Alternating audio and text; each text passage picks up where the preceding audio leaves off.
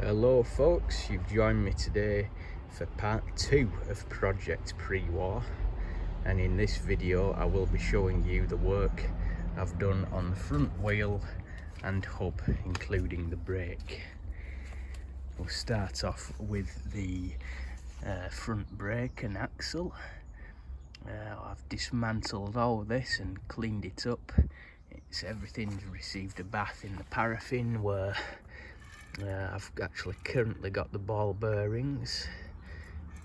You can see the all the stuff that's come off the parts there.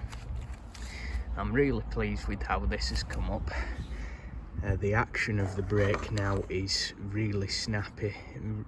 It was okay before, but now it's so much freer, and that lever just really springs back to its stop there when you release it, so that's very good indeed. The moving parts, I've just given the slightest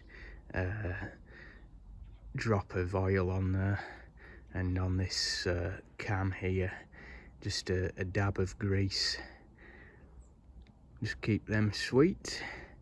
The brake shoes came off and I wiped them over with a rag soaked with petrol. Petrol being an excellent solvent of oil. That removed all the contamination on the linings. Left them nice and dry because petrol evaporates very quickly in the open air. So I had them out in the sunshine afterwards, and they're now as dry as a bone and should give very efficient braking. The other thing I noticed about this fabulous design is this large disc, this sort of dish at the end of the axle there. This dish is an oil catch. You see that drain hole there, an ingenious design. So if you over oil the hub, that will drip out of the bearing housing and drip out away from the cones, and instead of fouling the brake linings, it will collect here in this dish and drip out of the drain hole, where it will then drip harmlessly away down here onto this pronounced lip, which sits below the circumference of the hub. You can see that. So it would drip off there, out of harm's way. Fantastic, really well thought out design, that. And this came to light when I was cleaning it up. It even says on there, drain only. So I'm well pleased with that. Now, just moving on to the actual axle and bearing cones. You'll remember that I was quite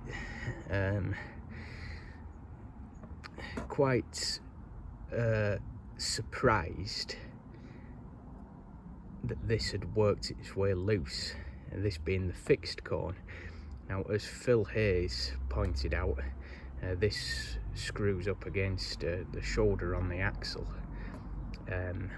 What threw me is that there was no lock nut or anything, nor are there any flats or anything on this cone to tighten it up. So that's what threw me. I don't know how it came undone, just one of those things, I think. But what I've done is I've just done this hand tight, you know, as tight as I could by hand using my fingers. That's screwed as far as it will go now on the axle. And that is the fixed cone, which now should not move. This is the adjustable cone on the left hand side of the bike, which is done through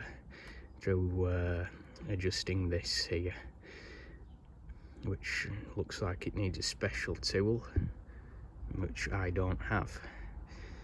So I'll manage somehow.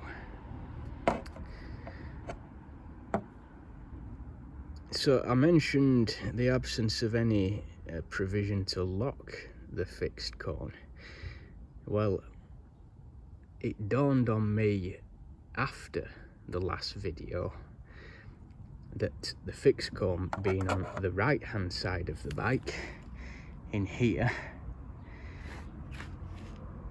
so that will be there on the bike, if you can just picture that, and the direction of travel when you're going forward is clockwise, so the wheel is turning that way, you're going forwards, and it's going round in a clockwise direction. So you see this, and the cone, if it's going to move at all, it's going to be tightened up, if anything, because that is a clockwise motion. So it's quite a simple, but it should be an effective design. So you wouldn't actually need a locking nut on it. If it's going to be, you know, if it's going to move at all, it's going to be being tightened, not loosened. So that solves that conundrum. Moving on to the wheel, I've cleaned it up. Many hours of labour in this altogether for this and the wheel, about 2 days work. A very labour intensive and tedious job this, with the paraffin and the toothbrush there, and also a scraper to remove the dried out oil and grease and dirt from between the spokes, etc. This is as good as it is going to get. I had wire wool on this. I've also had Genelite on it to remove what rust I could. You can see there where the chrome plating has been damaged by corrosion. It must be steel underneath, and the corrosion has set in and destroyed the chrome plate. But you know, for a 1935 bike, what's that getting on for 90 years old? I can't really complain, can I? The main thing is the important parts, i.e. the bearing cups, are in excellent order. There is no damage or fault with those at all, which I'm very pleased with. Same with the brake drum and the cup on this side. Very nicely polished there. No scoring or any damage to the drum. So that is brilliant. A shame about the spokes though, because they are the original Rally R stamped spokes. Yeah. Shame about those being chrome steel again. They have corroded. Where in the middle oil has got onto the spokes, that has preserved them, as it has done the hub. But moving to the outer ends of the spokes, you can see they have gone horribly rusty. But they are safe and solid. Come on, camera. I do hate these things. They never want to work when you need them to. There we go. You can see they are all rusted, but they are still sound and safe. So they can remain on there for many years yet. One disadvantage that presented itself with the using paraffin is that the black paint on the rim, it must have been an oil-based paint, because it started going tacky and coming off. And you can see there where the paint has been damaged. But every cloud has a silver lining, and that you should just be able to see that.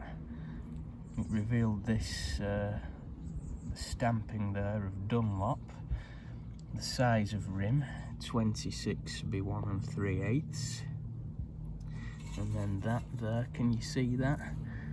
I think it says WD, which may be an abbreviation of Westwood. Yeah, you can just see that.